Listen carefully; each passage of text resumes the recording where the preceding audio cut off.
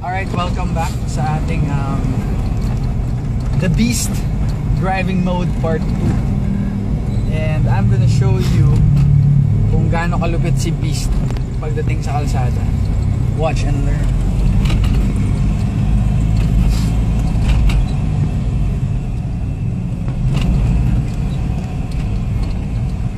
So, ang gagawin po natin, simple lang, no?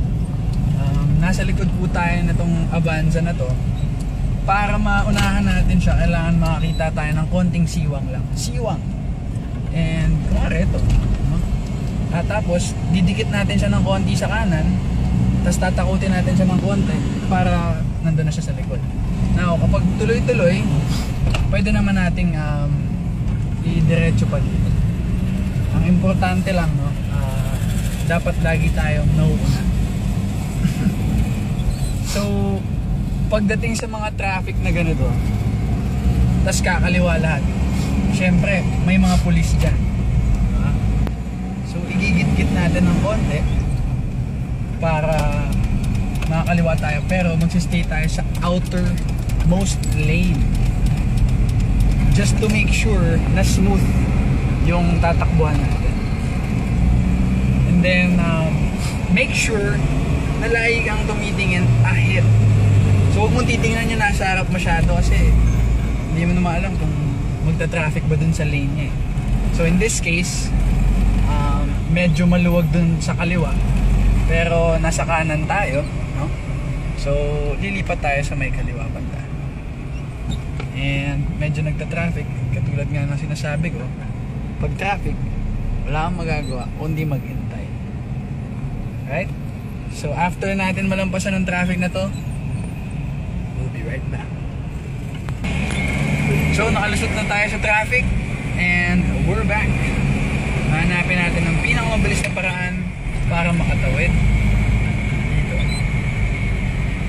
Now, pag sinabi nating beast mode, as in beast mode talaga.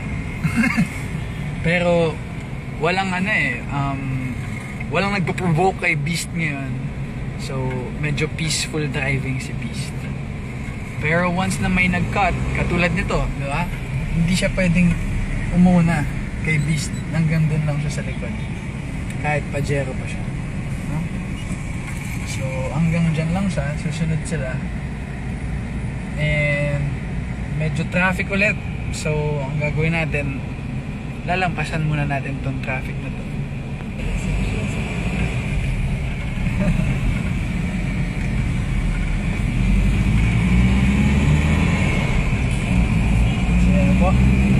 We're back and it's time to rock and roll.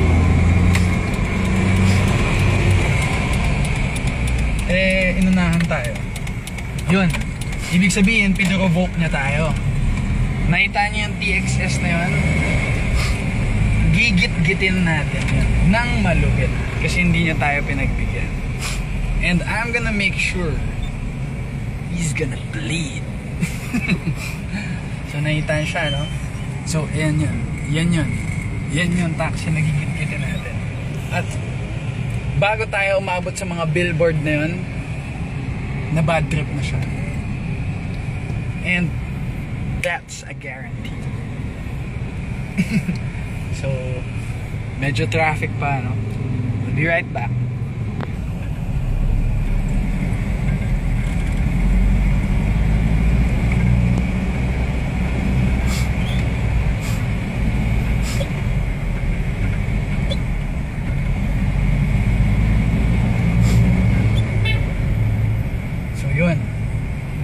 Sila naharangan sila, papasok natin dito, tapos ang gagawin natin simple lang, babanggayin na niya si kuya, yari sa akin, sigurado ko siya yan. tinan mo, may gusto sumingit.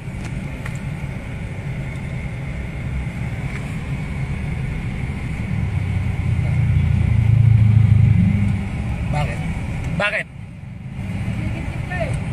Bakit? Ha? Bakit? May problema ka? Nanggigit-git ka nga. Eh, nagigit-gita naman tayo. May problema ka? Ano ba problema gusto mo? Ikaw, anong problema gusto mo? Ikaw bumababa eh. Inano ko lang to kasi nanggigit ka. Tumama Ay, ka na di sa ka sa mirror, di mo gilid. nakita eh. Eh, di dyan ka sa gilid. Tumama ka sa mirror, di mo nakita. Diretso ka lang eh. Madrive damage? Hindi naman tumama damage, eh. pero matatama ka na nga eh. Ano problema mo, ha? Ano problema mo? Problema mo. Sila sabi ko lang kung nanggigit ka. Tumatama ka na sa mirror, di ka ano eh. Anong problema? Ano gusto mo? Ah. Ikaw, anong gusto mo? Ikaw, yung may... kung anong gusto mo. Ikaw, ikaw, anong gusto mo? Ikaw, kung anong gusto mo. Dito na. Ay, gusto kong git Hindi ka, kung tumama ka na nga, di ka pa umihinto, diretso ka lang. Oh. Ano ba gusto mong problema dito? Ikaw, Ano, sige bumaba ka, may problema tayo. may problema ka? Oo! Anong problema mo? Ikaw kung anong gusto mo. Palabasin natin kung anong problema mo. Ay, hindi, ikaw nga eh. Ikaw nga tinatanong ko kung may Matapang ka, problema. tumama ka lang, di ka pa rin Ikaw nga kung may problema. May problema ka ako. Wala akong problema. Ako, nakagit-git lang ako. Kaya nga eh. Nagigit-gitan tayo eh. O, ano? Ayos ka. Maayos ako. Ikaw lang wala sa ayos. Ikaw ang matapang. Putang ina! Oh, purang hina mo rin. Pagluin ko nga na to. Ano gusto mo? Ano gusto mo? Halika dito. Buwaba ka.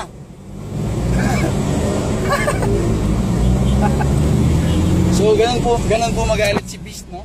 So, nakita niyo po kung gaano kainit yung ulo nila. Di ba? Tapos, simple lang. Lagi tayong cool. Kaya, hanggang dun lang sila. Pag sumunod sila, yari sila sa akin.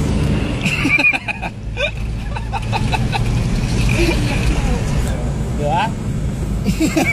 So, sa pagdating sa mga ganyan, sisiguraduhin ko sa inyo, nakita niyo sa mukha niya, nanginginig sa takot, di ba? Pero tayo, syempre, cool lang tayo.